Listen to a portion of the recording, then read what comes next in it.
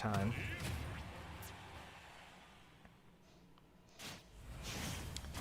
Alright, game 1, set 1. Chomper versus DoyoTheReal1. Sheik versus Lucario. Two pretty underrated characters in my opinion. Pretty fast, got some good combos, good recovery.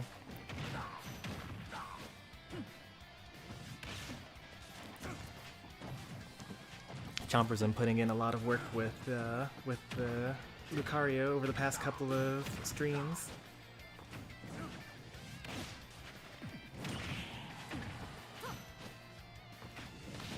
Not jumping is really helping out Chomper here, like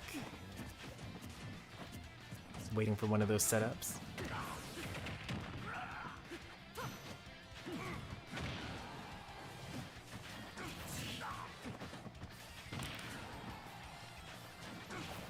Hey there, Anton.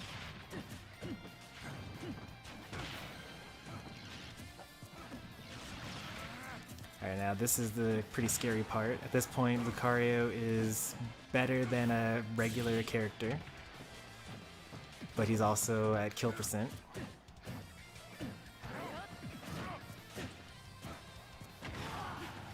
Wonder if that was punishable with an up smash out of shield. Probably not, it's Sheik. But it's always good to check your ultimate frame data, just to be sure.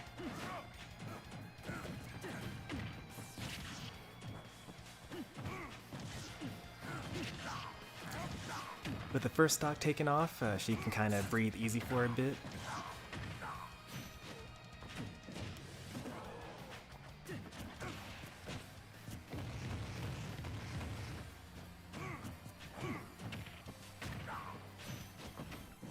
Still not getting that jump that Doyo's looking for.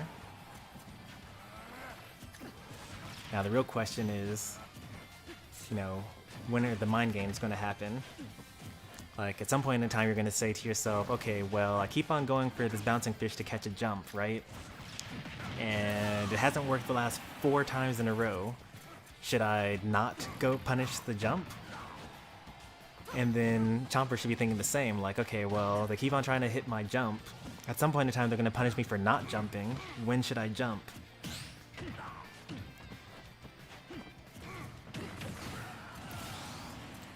Alright, we got Lucario a stock down, which is both good and bad. More aura, but also this is your last life. Oh, unfortunate. The head bonk on PS2. That's actually one of the reasons why I like picking PS2, to spit people out underneath the stage so they can head bonk.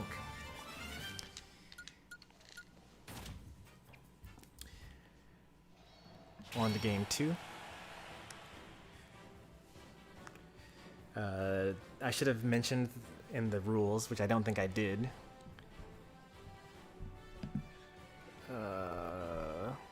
that you get 2 bans.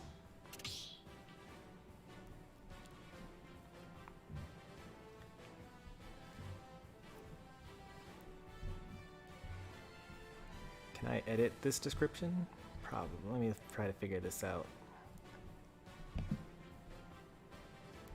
I want the instructions to be as clear as possible.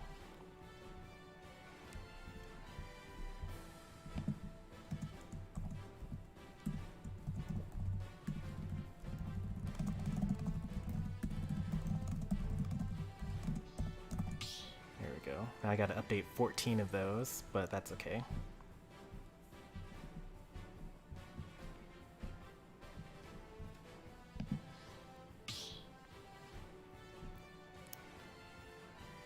And I should also mention that there are no lag tests either.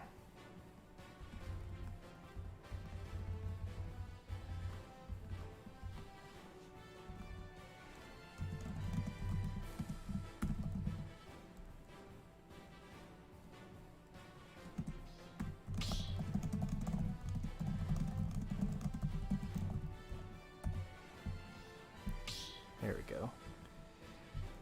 Now that's updated.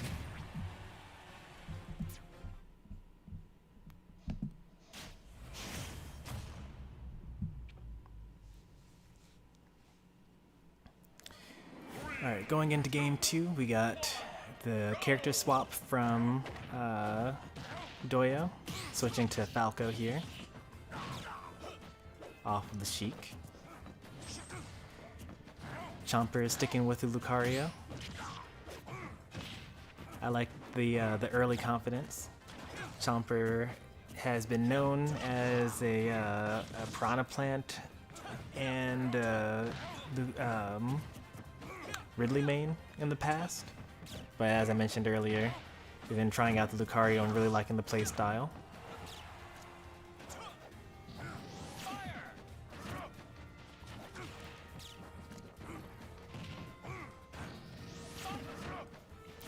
Dave's stupid rule. Oh man, I should clarify that too.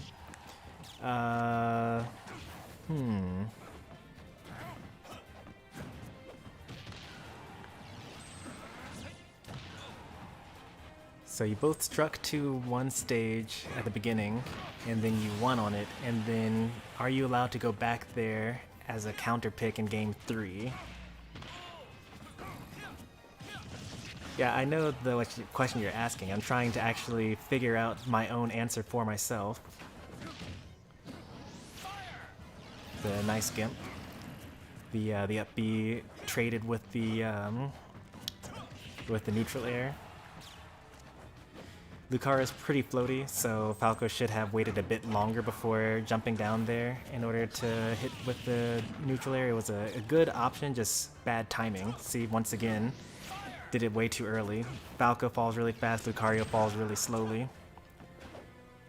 And also has a really ridiculously long recovery depending on how far out the stage goes. I guess I should decide on DSR before this match ends, especially if Chomper's going to win. So let's say there's no DSR.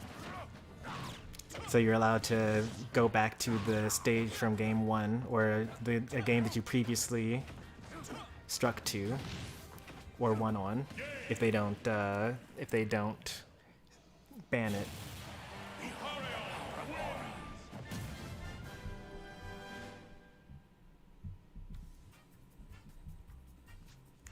Ooh, right on time as well. So now Chomper bans 2 stages from the stage list, and Doyo chooses the last one. And we're going into our first game 3. I do love final game Smash.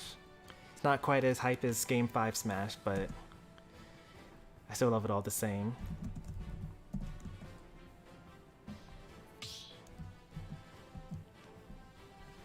Alright, so now the tournament description has been updated to mention that there's no DSR.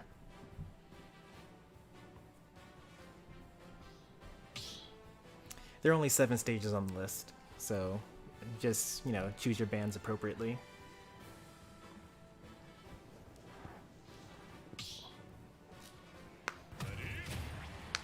Bringing back the Sheik. What is DSR? DSR stands for Dave's Stupid Rule. So in a tournament set, game 1, you and your opponent both come to an agreement, quote unquote an agreement, on what game you're going to play on, what stage you're going to play the first game on, based on stage striking. So you're going to say, I don't want to play on these 2 stages, your opponent says I don't want to play on these 2 stages, and then you have a neutral start stage that you play game 1 on. So then let's say that you win on Battlefield, and then you go into game 2 and you lose.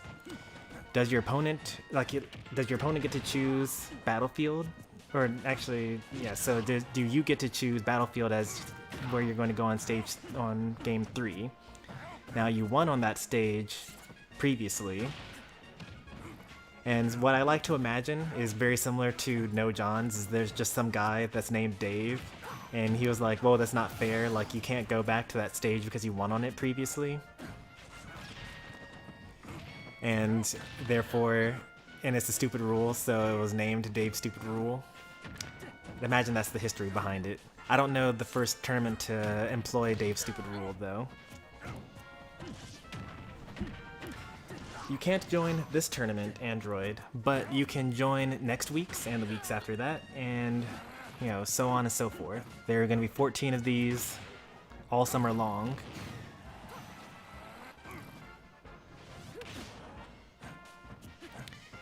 And I guess I should put a link to the entire tournament series in chat as well.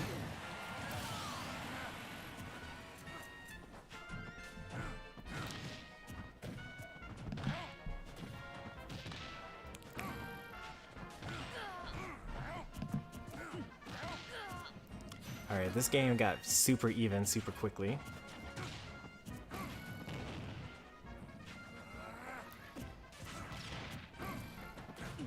Personally, I would probably be throwing a lot more projectiles. That's actually true for both the opponents. Like, I would throw more Aura Spheres as Lucario, I would throw more Needles as Sheik. Now granted, in that scenario, Sheik actually wins that trade-off because she can kinda just like throw weak Needles faster than Lucario can throw weak Aura Spheres. But if Lucario is able to run away long enough to charge up an Aura Sphere, then fully charged Aura Sphere goes through all the Needles.